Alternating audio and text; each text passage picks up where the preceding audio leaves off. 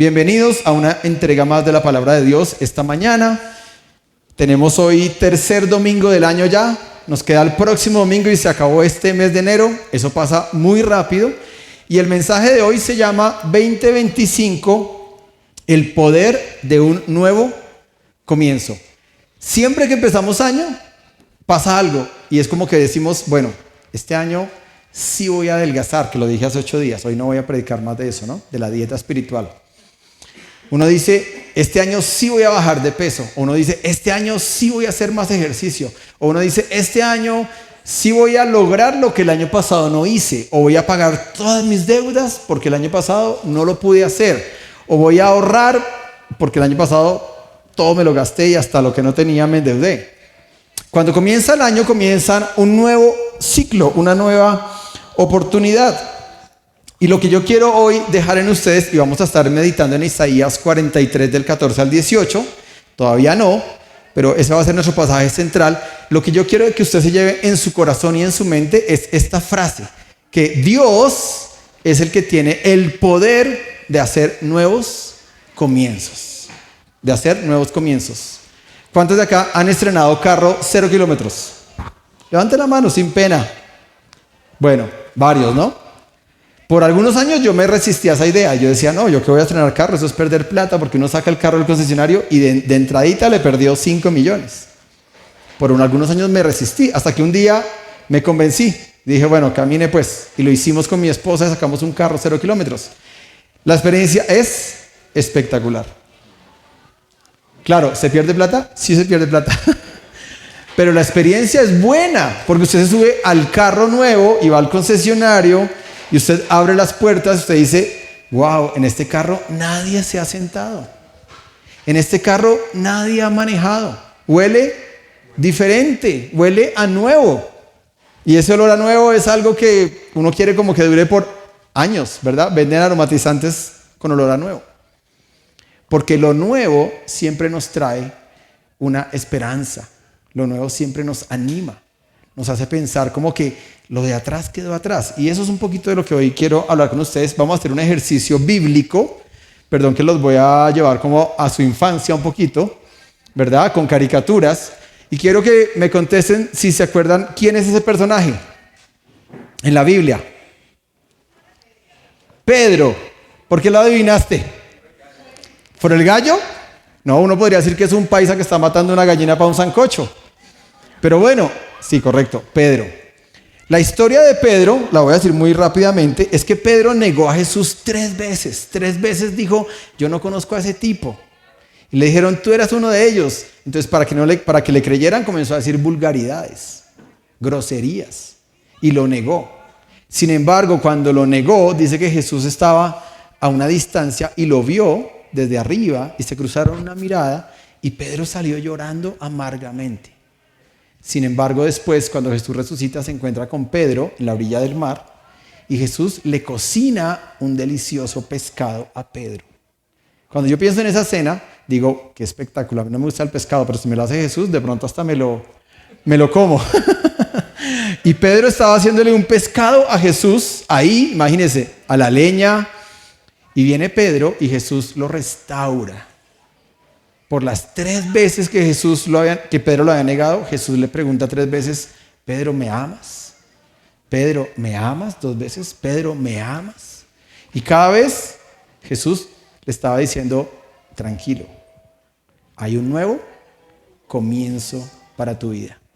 Y es más, no solamente le dijo, te perdono, sino que le puso un servicio, le dijo, apacienta mis ovejas. Lo instauró en el ministerio, pese a que Pedro lo había negado 3 veces. Otro. A ver, este está un poquito más. ¿Quién? ¡Upa! Muy bien, por este lado como que, a ver, Dani, ¿por qué Jacob? Jacob estaba peleando con un ángel, ¿verdad? Antes de encontrarse con Esaú, su hermano. Y Jacob llevaba muchos años huyendo porque le había mentido a mucha gente, había engañado. Jacob, en el significado del nombre, es engañador. Y Jacob había engañado, había mentido, Ustedes saben que le hizo una jugada al papá para disfrazarse y le robar la bendición a su hermano Esaú. Y se iba a encontrar, la noche previa a ese encuentro, se encontró con un ángel y peleó con un ángel. Y desde ese momento se le cambió el nombre. Y ya no se llamó más Jacob, se llamó Israel. Es decir, Dios le dio un nuevo comienzo. ¿Listo? Vamos con otro.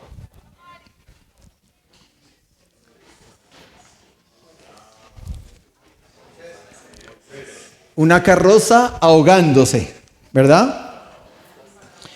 El pueblo de Israel había vivido en Egipto 400 años de esclavitud.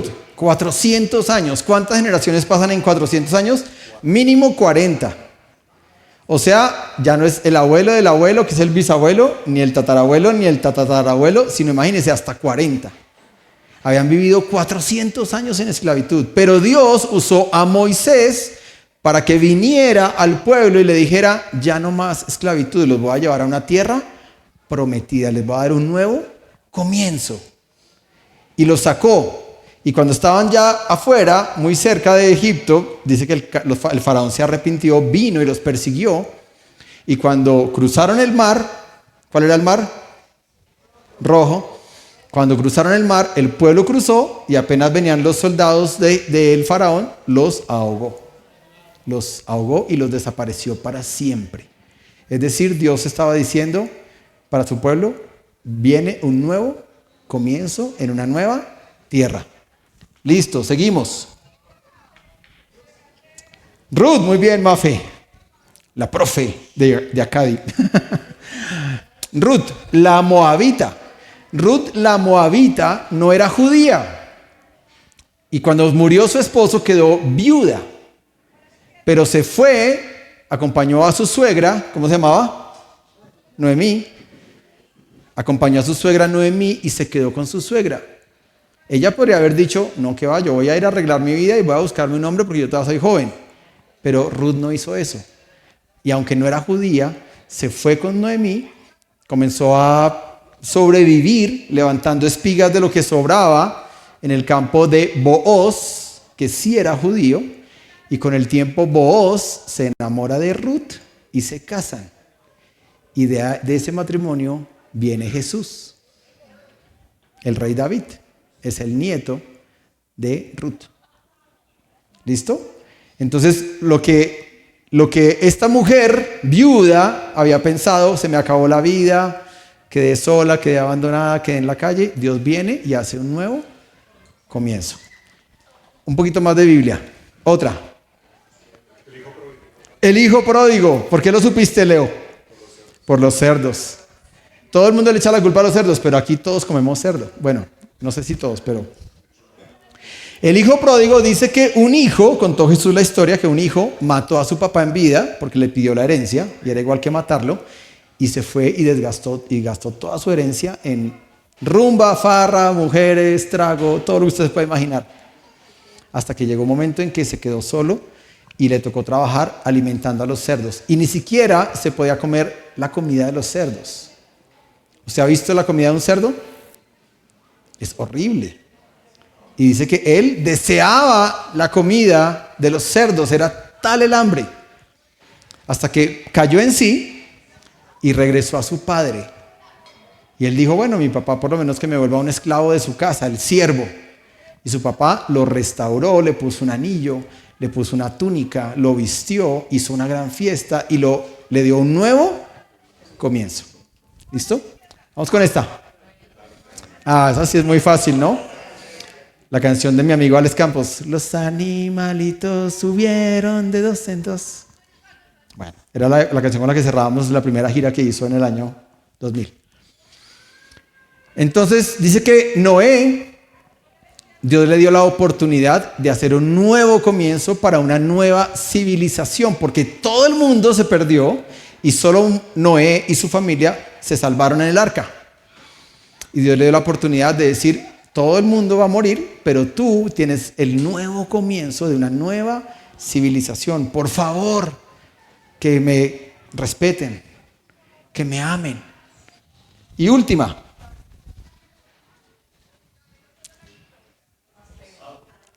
Pablo, muy bien. Saulo de Tarso, ¿no? Saulo de Tarso, que cayó al suelo y vino una gran luz y era Jesús y le dijo: Saulo, Saulo, ¿por qué me persigues? Y hasta ese momento Saulo, que después se llamó Pablo, era un perseguidor de la iglesia. Era una persona que disfrutaba matando a los cristianos. Pidió cartas de permiso para perseguir y matar a todos esos cristianos que estaban comenzando a crecer. Pero se encuentra con Jesús, queda ciego y a partir de ese momento se convierte, cree y empieza una nueva vida. Entonces, de todo lo que yo les estoy hablando, los 7 ejemplos que les puse es para poder entrar en esta materia y decirles lo siguiente. Diga conmigo esa frase: Dios es un experto en escribir nuevas historias. ¿Usted lo cree? Créalo, Dios es un experto. Él no se inventó la historia del arca de Noé. Él no se inventó lo del hijo pródigo por una historia metafórica. Dios realmente es un experto en hacer nuevos comienzos. Y ahí voy a dejarle una pregunta que al final tal vez la podamos contestar. ¿Quién hace los nuevos comienzos, Dios o el hombre? Solamente piense eso ahí, ¿no? En su background. ¿Quién se encarga de comenzar y caminar y desarrollar un nuevo comienzo en la vida de alguien? ¿Dios o el hombre? Muy bien, ahora sí, vamos a ir a Isaías. Le pido que prenda su Biblia, abra el libro físico o digital y por favor léalo en su mente. Tome 3 o 4 minutos para leer este pasaje, Isaías 43, del 14 al 18. Leámoslo de nuevo juntos, está en la pantalla por si acaso. Dice así: el Señor, su Redentor, el Santo de Israel, dice: por el amor que les tengo a ustedes, enviaré contra Babilonia un ejército invasor que penetrará casi sin recibir daño alguno. Las jactancias de los babilonios se volverán gritos de dolor. Yo soy el Señor, su santo, el creador y rey de Israel. Yo soy el Señor que abre camino por medio de las aguas, que construye un sendero a través del mar. Yo llamé al poderoso ejército de Egipto con todos sus carros y caballos para dejarlos sepultados bajo las ondas, muertos, acalladas sus vidas como llama de vela. Pero olvídense de todo esto. Eso no es nada comparado con lo que voy a hacer. Voy a realizar algo enteramente nuevo. Miren, ya he comenzado, ¿no lo ven? Abriré camino a través del desierto del mundo para que mi pueblo vuelva a su patria, y para ellos crearé ríos en el desierto. Esa es la palabra de Dios para hoy.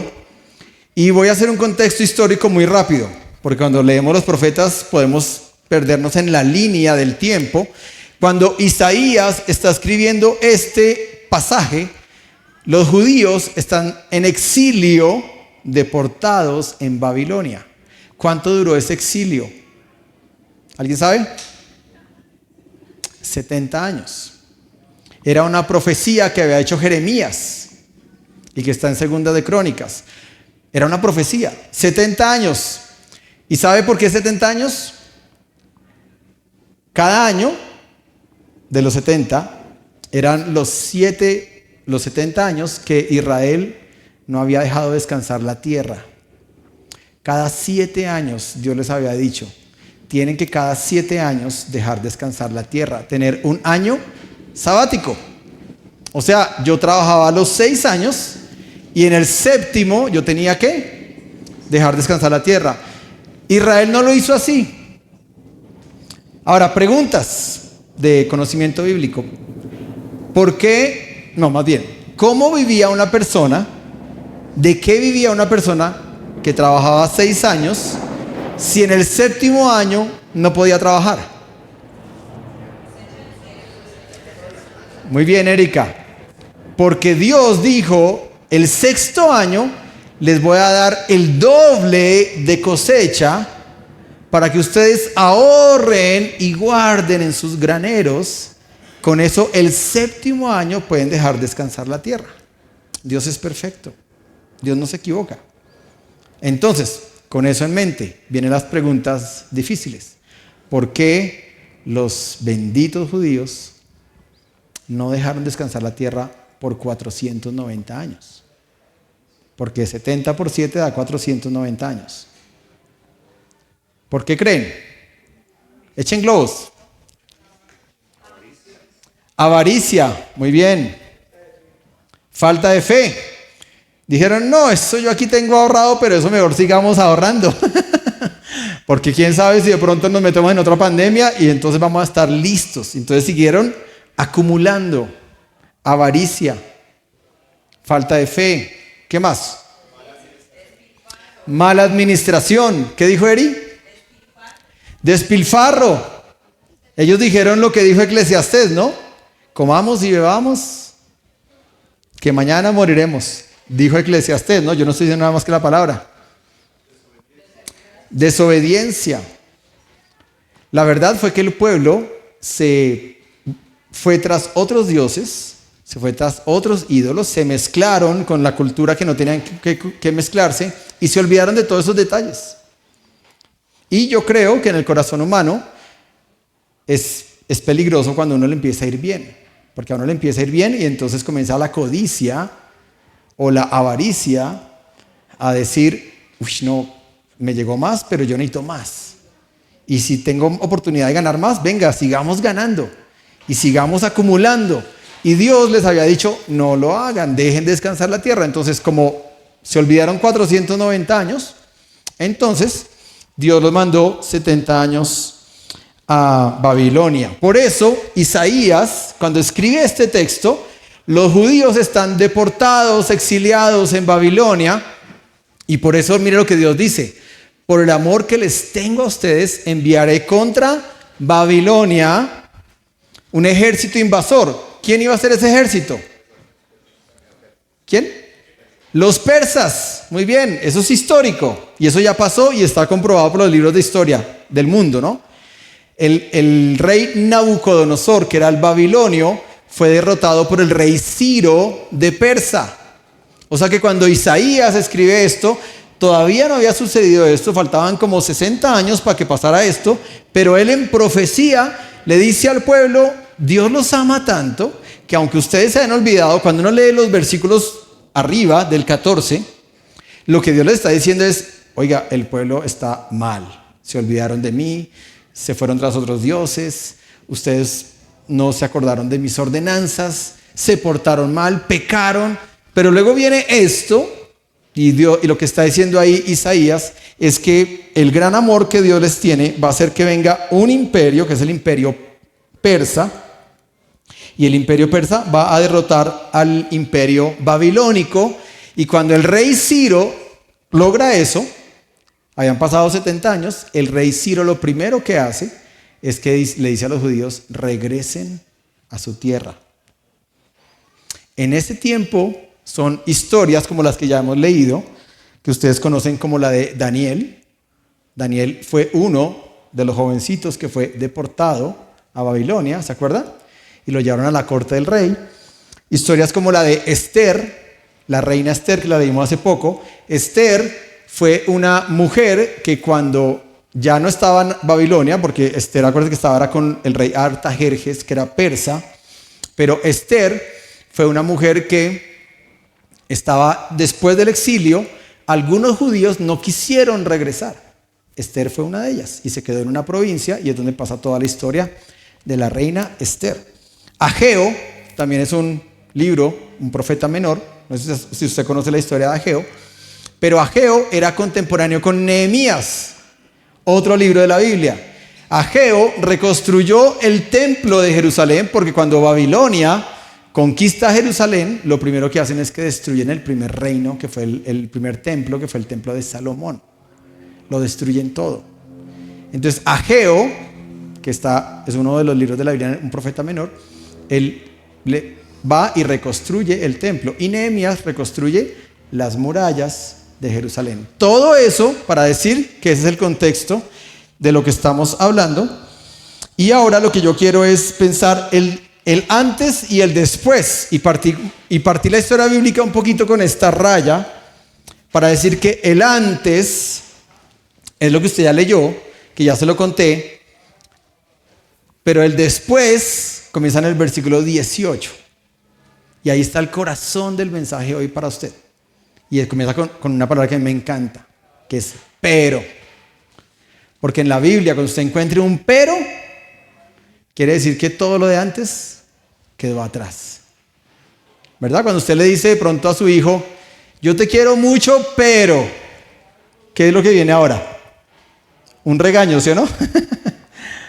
Cuando uno le dice eso a alguien es porque, mira, con mucho cariño, pero tengo que decirte esto. Ese pero ya borró el amor que le dijo antes. Así es que cuando dice acá el Señor, pero olvídense de todo esto. Voy a volverme un poquitico nomás para hacer esta apreciación. Mire cómo comienza el versículo 14. Dice, el Señor, su Redentor. El pueblo se había portado mal.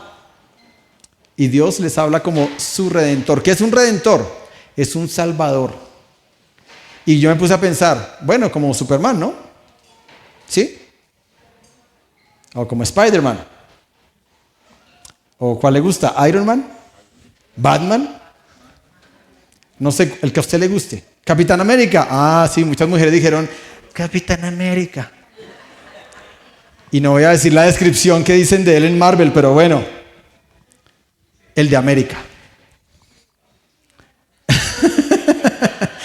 Como dijo Suso, el que lo entendió, lo entendió. No, yo me quedé pensando que no es un salvador así. Porque este salvador salva a la gente mala. Superman salva a los buenos. Spider-Man salva a los buenos. Iron Man está a favor de los buenos. Capitán América a favor de los buenos. Pero el Señor, su Salvador, o nuestro Salvador, salva a los malos. Y eso cambia totalmente el pensamiento, ¿no? De decir, oiga, yo tengo un superhéroe, pero no porque yo sea de los buenos, es porque yo soy de los malos, ¿no? Entonces cuando dice, pero olvídense de todo esto, es un llamado a olvidar el pasado. Mire, pensar en el pasado es arriesgarse a comenzar a vivir una depresión. No la depresión que venden en la esquina, ¿no? Se arregla la depresión. No esa olla. Pero cuando uno piensa mucho en el pasado, y yo estoy pensando en el pasado, yo me vuelvo una persona con tendencia a la depresión, porque me la paso pensando ay, cuando yo tenía más plata. Ay, hace 5 años cuando yo podía viajar. Ay, hace 10 años cuando, no sé, cuando mis hijos estaban con nosotros. Y a veces la tendencia humana es a pensar siempre en ese pasado. En cosas buenas o en cosas malas. Es malo pensar en el pasado tanto en glorias como en derrotas. En ambas cosas. Porque hay gente que se la pasa viviendo de viejas glorias. Perdón, Glorita, no es en ti, ¿no? Pero cuando alguien dice, se la pasa pensando en viejas glorias. Y es que se la pasa pensando de, cuando yo era exitoso, cuando yo tenía, esa época en que, mejor dicho, eso nos sobraba, o lo que sea, ¿no?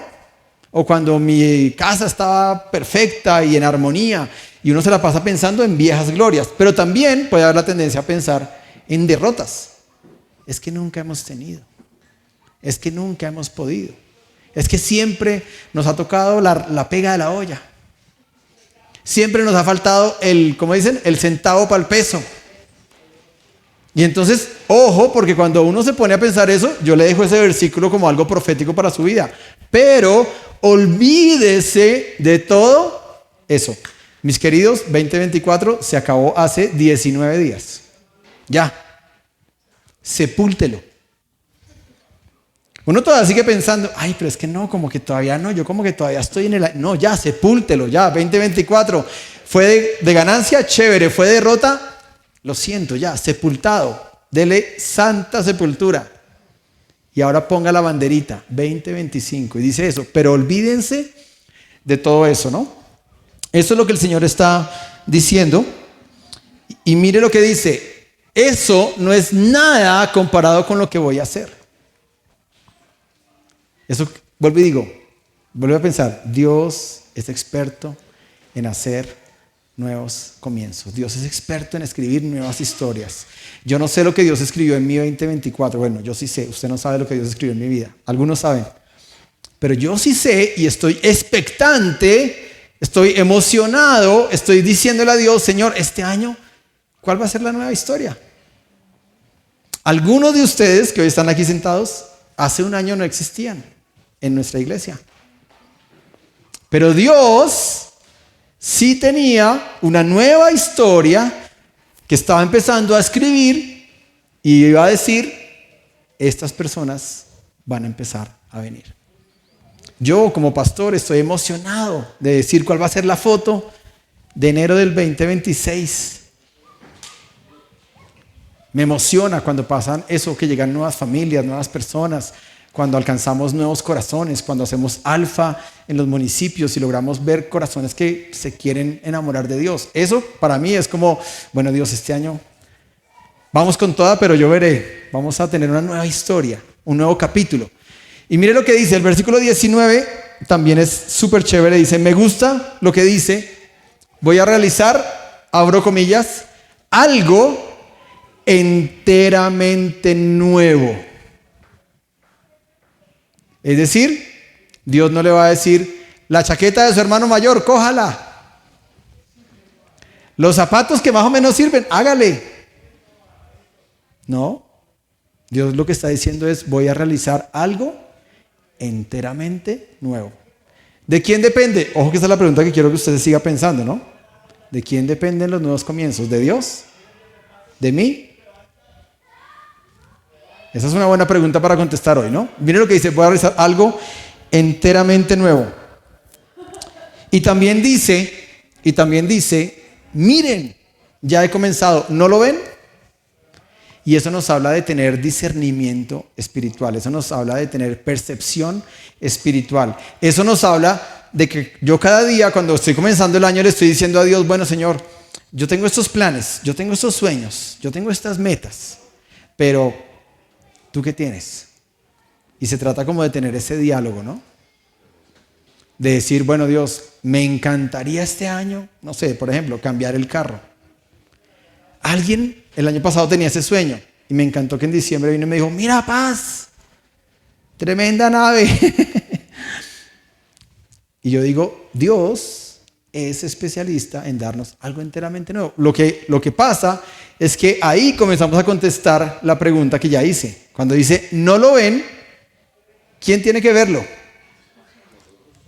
Porque Dios ya lo vio. Dios nos vio, dice el Salmo, desde antes de nacer. Dios ya nos vio. Vio todos nuestros días. Ya estaban escritos. Él ya nos conoce. Pero el problema es que nosotros somos los que no vemos. Por eso el profeta está diciéndole a un pueblo que dice, uy, no, la embarramos, nos olvidamos, y ahora va a pasar esto, y estamos en un exilio, y estamos deportados, y estamos esclavos, y perdimos todos los privilegios, y estamos en la mala, como dice alguien, en la inmunda, ¿no? Pero mire lo que viene Dios y dice, ¿no lo ven? ¿No lo ven? Abriré camino y ríos en el desierto. El desierto siempre representa dificultades.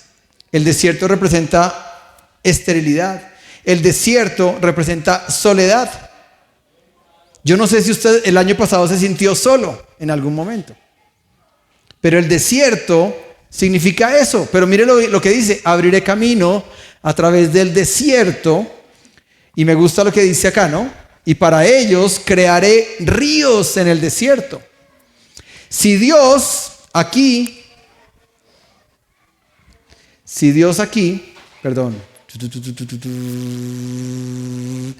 yo llamé al poderoso ejército de Egipto con todos sus carros y caballos para dejarlos sepultados bajo las ondas. Si Dios logró abrir el mar rojo y hundir a los carros del faraón, ese fue un tremendo milagro. Pero es mucho más milagro crear ríos en el desierto. No sé si lo está viendo. Esto es un tremendo milagro, pero esto es un doblemente mucho más poderoso y mucho más sobrenatural milagro creativo de Dios. Y entonces uno a veces dice, no, Dios, pero es que tú nunca me vas a dar a mí lo que yo te estoy pidiendo. No, es que Dios nunca me va a bendecir. No, es que Dios bendice al vecino, pero a mí nunca me ha tocado. Y yo quiero que usted cambie hoy su mentalidad y que usted ore esta palabra en el año y diga, Dios, yo sé que tú eres capaz de crear ríos, aún en medio de un desierto. Yo sé que tú eres capaz. Eso es una declaración de fe y es una declaración de la palabra. Y es un cambio de mentalidad, porque el problema, vuelvo y digo, es que muchas veces nuestra mentalidad es la que nos estropea toda nuestra vida. Yo no estoy hablando aquí de prosperidad barata, como otras personas la predican, ¿no?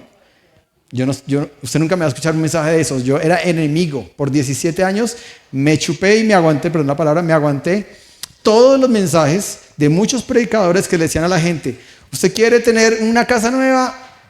Pacte. Venga, ponga su millón aquí. Perdón que lo diga tan escuetamente.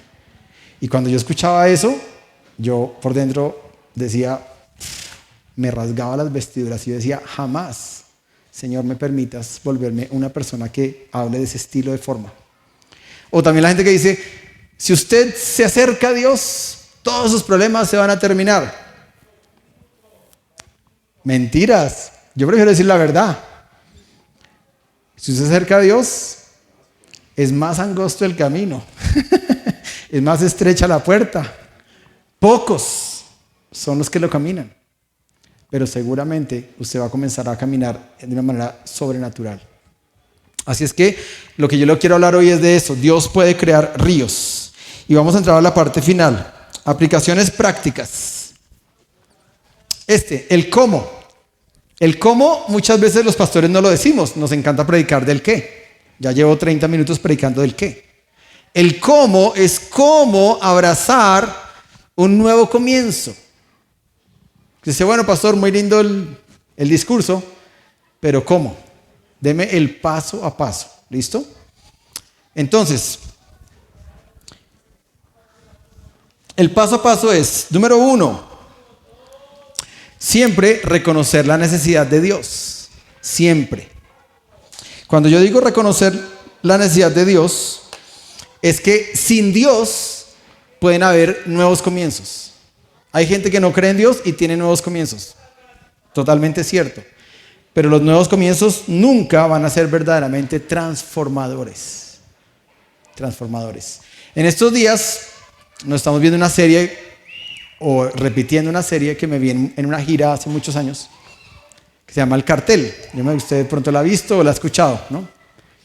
Que habla sobre todo el tema del narcotráfico en Colombia. Y cuando uno ve esa serie, uno comienza a entender que el corazón de las personas que hacen ese tipo de negocios jamás se llena. Tienen millones y millones de dólares, casas, propiedades y todo lo que tal vez usted diga, uy, no, pero yo con un 2% de esa cantidad yo sería feliz. y no son felices. No se llenan. ¿Por qué? Porque el vacío del corazón no lo llena ni la plata, ni la droga, ni las mujeres, ni nada. El vacío del corazón solo lo llena Dios. Así es que lo primero es reconocer mi necesidad. Yo necesito todos los días decir, Señor, yo soy un hombre que necesita de ti. Dice Juan 15:5, separados de ti, de mí, nada van a poder hacer, dijo Jesús. Isaías 43:18, que ya lo leímos, dice, miren, ya he comenzado, ¿no lo ven? Ese no lo ven es porque muchas veces vivimos una vida en nuestros pequeños mundos, diciendo, mi rutina, mis cosas, yo resuelvo, yo miro qué hago, y nos olvidamos de decir, venga, ¿y Dios? ¿Qué será lo que Dios quiere? Entonces lo primero es reconocer mi necesidad de Dios. Lo segundo es rendir mi pasado a Dios. Es rendir mi pasado. Vuelvo y digo, su pasado es su pasado y mi pasado es mi pasado. Y la palabra de Dios nos invita a que Dios olvida nuestro pasado. Dios lo manda al fondo de la mar, sea un pasado bueno o malo. Y lo que dice en Isaías que leímos es, pero olvídense de todo esto. Y lo que tenemos que hacer en este punto es tomar todo el pasado y echarlo atrás. Y decir, ok, lo voy a dejar atrás y no voy a seguir pensando más en ese pasado que de pronto me persigue, que de pronto me acusa o que de pronto me hace pensar que atrás era mejor que hoy. Hoy siempre va a ser mejor que ayer. ¿Sí? La Biblia, Jesús nos dice, no se preocupen por el mañana. Cuando una persona piensa mucho en el mañana, sufre de ansiedad. Cuando piensa mucho en el pasado, sufre de depresión. Entonces la Biblia, ¿en qué nos dice que pensemos? En el hoy. Con un elemento que les voy a poner acá, pero nos dice que pensemos en el hoy. Claro, eso podría sonar como así, pastor, o sea que yo no planeo. Claro que sí. Pero lo que está hablando es que no se preocupe por el mañana. Ni tampoco se preocupe por el pasado. Tercera, tome decisiones. Tomar decisiones. Yo ahorita dije que el 5% de la población del mundo son las personas que hacen que las cosas sucedan. ¿Y sabe por qué pasa eso? Porque muchas veces el otro 95% de la población no toma decisiones. ¿Sí? Y en eso hay que decir que una decisión me tiene que llevar a una determinación. Y una determinación es algo que yo ya estoy haciendo. Cuando uno toma decisiones, uno dice, ¿a Santa Rosa o al charco? Ustedes saben que un día en mi vida, después de muchas confirmaciones y requete confirmaciones hacia Dios, un día yo le dije a la persona con la que yo trabajaba por 17 años, oye, renuncio. Y me acuerdo todavía como su cara, él estaba así comiendo, aquí estaba su esposa, aquí estaba yo, aquí estaba Pau, y yo le dije, amigo, renuncio. Y él, ¿de qué está hablando, Josefito? Yo, es que Dios me llamó a una misión. Pero esa decisión fue una determinación que me llevó a tomar acciones concretas y puntuales. ¿Duras? Sí. ¿Difíciles? Sí. ¿Dolorosas? Un poco. ¿Tenebrosas? Que me aterraba todo el tiempo. Todo el tiempo. Él me dijo, vamos a hacer una transición. Yo le dije, sí. Duramos 1 año y medio en la transición. Y fueron 18 meses en que yo les puedo confesar que todos los días decía, ¿será que sí es lo correcto? Porque él me decía, si quiere, mire, hágale. Y yo, no. Miedo, todo lo que usted quiera. Yo pensaba en mis hijitos. En ese momento Santi creo que no había ni siquiera nacido. Y yo decía, las universidades, el colegio, la ropa, el médico, el mercado, todo lo que usted piensa como papá, los servicios, qué voy a hacer, cómo voy a hacer. Yo no tenía un contrato con nadie me estaba diciendo tranquilo, el otro mes yo le pago el arriendo, tranquilo, el otro mes yo le doy, nadie. Pero Dios, yo sí tenía claro que Dios tenía un nuevo comienzo. Sí lo tenía. Pero, vuelvo y digo, el 5% de la población es la gente que se atreve a decidir y a actuar. Entonces la invitación hoy es a que si usted está percibiendo que Dios tiene un nuevo comienzo para su vida, tome decisiones.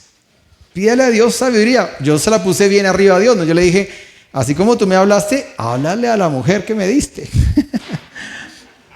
Y que ella sea la profeta en mi vida, no yo. Y yo no le voy a decir esto a nadie, no se lo dije ni siquiera a mi pastor. Muchas veces estaba que me reventaba. Cuando me tomaba un café con él y estaba yo como que le decía, pastor, es que pasó esto. Y yo, no, quieto, porque si no, Dios no va a mostrar su voluntad. Y pasaron 6 o 8 meses hasta que, gracias a Dios, mi esposa tuvo ese discernimiento. O si no, pues tal vez, quién sabe, yo estaría hoy viviendo en Houston, asistiendo a otra iglesia, haciendo lo que hice por 17 años. Pero de verdad, hoy estoy plenamente seguro que Dios tenía un nuevo comienzo para mi vida. Cuarto, establecer metas con Dios como el centro. Establecer metas. Este año ya hablamos de metas. Mi mami predicó el primer domingo de enero sobre metas. Y dijo de las metas SMART O en español, Marte, ¿no? Medibles, con un tiempo, con una verificación, alcanzables, realizables. Aunque, ojo, la teoría de las metas SMART a mí me encanta, pero aprendí una teoría que es top y se llaman las metas MEGA. Y es un libro que se llama Hechos para Perdonar, y es un estudio de las 10 empresas más prósperas del mundo, no es un libro cristiano, y se llama Hechos para Perdurar. Y ese autor escribe sobre las metas mega. Y él dice, las metas mega son espeluznantes, son aterradoras, son inalcanzables, porque cuando usted vive en las metas SMART, usted hace lo que usted ya sabe que usted puede hacer. Listo, voy a dedicar 3 minuticos a mi devocional diario. Pues eso usted lo puede hacer. Voy a bajar 1 gramo de dulces en mi dieta. Porque como me dijeron que tenía que ser alcanzable, pues yo me voy a comprometer con el gramito de azúcar que puedo bajar. Pero las metas mega, dice este autor, que es espeluznante, que son aterradoras. Es cuando usted dice, no, yo voy a orar 45 minutos diarios. Y uno dice, ¿y de dónde voy a sacar 45 minutos para orar? Me voy a volver rodillón. ¿Verdad? Que mi amigo, el hermano Cristian Sarmiento, me dijo un día, en todos los recorridos que él hacía, un día me invitaron a Perú, por allá, a una tribu. En Perú hay una iglesia, la iglesia Nazareno es muy grande en el Amazonas. Y prácticamente en Perú, en esa selva, decir soy cristiano es sinónimo de decir soy nazareno. La iglesia Nazareno tiene el monopolio de la selva amazónica en Perú. Y él dijo, me llevaron en una 4x4 hasta donde me dijeron, aquí está el hombre que más iglesias planta en el país. En Perú hay 1000 iglesias del Nazareno, hay 16 distritos. Sí, en Colombia hay 8 distritos y 100 iglesias del Nazareno. En Perú hay 1000. Y me llevaron a donde esa persona, y cuando yo llegué, era un señor que estaba ahí sentado en un rancho, con un sombrero medio de vaquero. Y él llegó y dijo, no, pues mucho gusto, tal. El director regional, quería conocerlo porque me dicen que usted es el que ha plantado más iglesias en la selva. Y él dice, yo no. Le mostró las rodillas, estas rodillitas, diciendo, orando, a punta de oración. Entonces, de este punto lo que yo quiero dejarle es que usted establezca metas con Dios como el centro, pero no se ponga metas que sean fáciles de cumplir. Exíjase. Póngase metas espeluznantes, aterradoras. Metas que a usted lo van a hacer depender de Dios, porque ese es el otro problema, que uno se pone una meta y dice, pero para esto no necesito a Dios. En cambio, cuando uno dice, para esta meta sí que necesito de Dios, ahí la meta cambia todo el sentido. Quinta, mantener una actitud de fe y esperanza. Y en ese punto lo que debo decir es que en Isaías 43, que lo leímos, dice, y para ellos crearé ríos en el desierto. Esto nos habla de creer, esto nos habla de tener fe, esto nos habla de decir, mi Dios va a escribir una nueva historia y yo estoy seguro. Y porque yo estoy seguro, voy a hacer todo esto, voy a tomar decisiones, voy a depender de Él, pero voy a creer y voy a confiar. ¿Listo? Y la última, y esta es muy importante, es permanecer en obediencia. Proverbios 3 del 5 al 6 dice, fíate de Jehová de todo tu corazón y no te apoyes en tu propia prudencia. Y eso quiere decir que cuando yo abrazo un nuevo comienzo, tengo que mantenerme en obediencia. Porque o si no, me arriesgo a que por causa de mi desobediencia, Dios diga, bueno, me toca mandarte otra vez de exilio. Y estar en el exilio, pues es doloroso. Lo que pasa es que a veces Dios utiliza esos tiempos para trabajar otras áreas en nosotros. Y voy a decir esto, Dios es también experto en capitalizar nuestros tiempos de desierto. Cuando uno dice, pero es que estoy con una enfermedad terrible, o estoy en la pobreza, o estoy súper endeudado, o estoy en ese tiempo, Dios dice, sí, es verdad, tienes ese problema, pero tranquilo, yo estoy capitalizando eso que tú dices que está mal, lo estoy capitalizando para trabajar en tu corazón. Así es que, tranquilo. Conclusión es, permanecer en obediencia en el Señor. Cierre sus ojos un momento y recuerde que siempre es importante, después de que yo escucho la palabra y escucho la ortodoxia, dejar que esto baje a mi corazón y con sus ojos ahí cerrados, simplemente para poderse concentrar en usted mismo y poderle decir al Señor: Señor, esto que tú estás hoy hablándome, ¿cómo lo puedo poner en práctica? ¿Cuál es el primer paso? ¿Cuál es el primer paso que me estás invitando a dar? Y este primer paso es diferente para mí, es diferente para usted, para el que está a su lado, para el que está atrás. Y ese es el poder de esta palabra que está siendo predicada hoy. Que aunque yo prediqué un solo mensaje, hubo 60 o 70 mensajes diferentes que llegaron a diferentes corazones y tocaron diferentes fibras. Y por eso es que usted puede hablar directamente con Dios y decirle: Señor, esta palabra que hoy entiendo, ayúdame a pensar cuál es el primer paso para ponerla en práctica.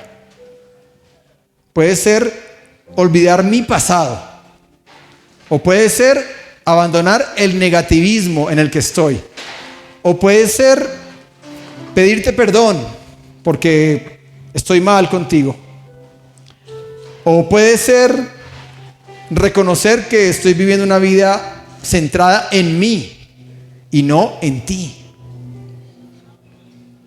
Pero lo que sea, yo te pido, amado Dios, como pastor de esta congregación, habla a cada corazón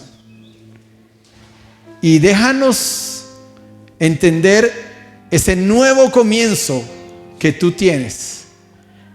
Trae claridad a nuestra mente, a nuestro corazón, Señor, a nuestro espíritu. Por favor, trae claridad. No importa el tiempo que estemos viviendo, si es desierto o si es victoria, si es un tiempo de escasez o es un tiempo donde hay abundancia.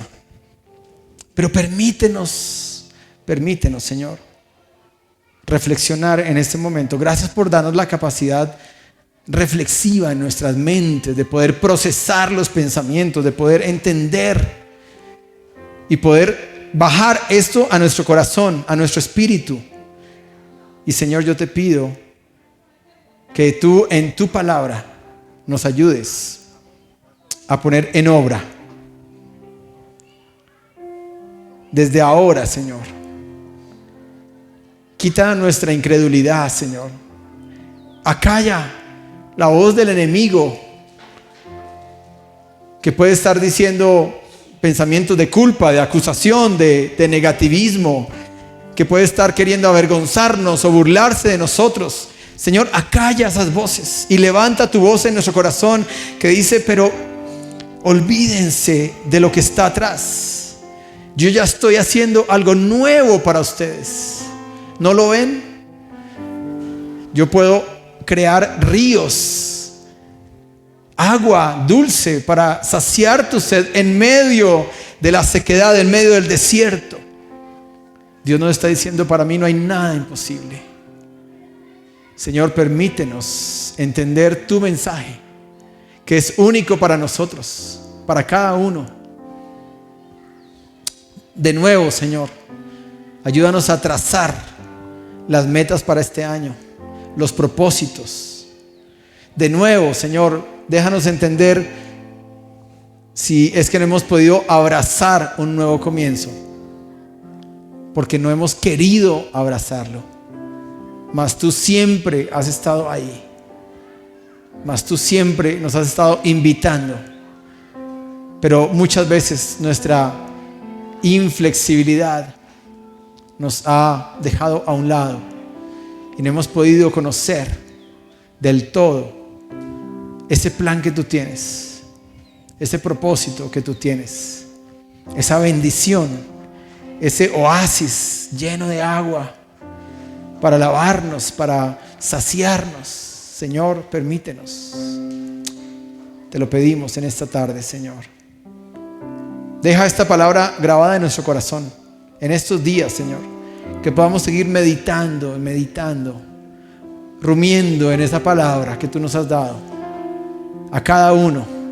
Haznos hombres y mujeres de fe, que podamos creer sin ver, que podamos llamar las cosas que no son como si fueran, porque ese es nuestro Dios, el Dios de milagros, el Dios de nuevos comienzos. Te adoramos y te bendecimos en el nombre de Jesús. Amén. Muy bien, antes de irnos, no contesté esta idea, la voy a contestar desde mi perspectiva. Dios siempre nos invita a nuevos comienzos.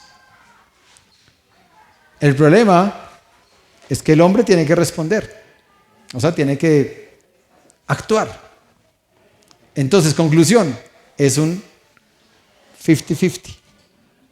Dios dice, quiero un nuevo comienzo, y uno puede decir, no quiero, no me interesa, prefiero lo que ya está seguro, prefiero lo que yo estoy viendo, prefiero lo que estoy tocando, prefiero estar aquí, a este lado del puente, que yo estoy viendo el terreno, y no me hagas cruzar en un terreno que yo no veo. Entonces muchas veces nos quedamos, y Dios dice, bueno, qué lástima.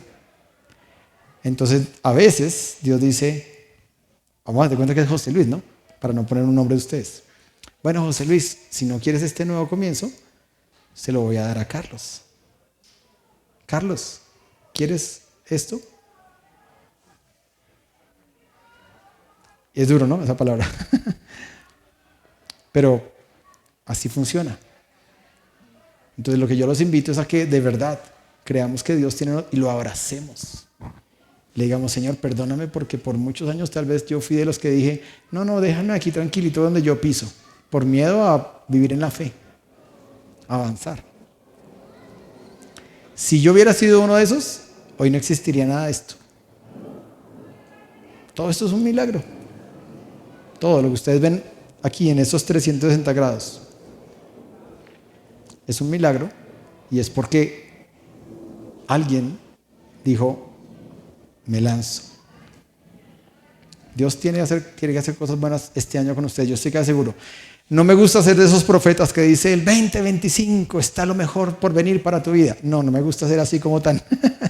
Porque después alguien se me muere este año y me dice, pastor, y usted dijo que el 2025 era el año donde iba a venir lo mejor, y se murió.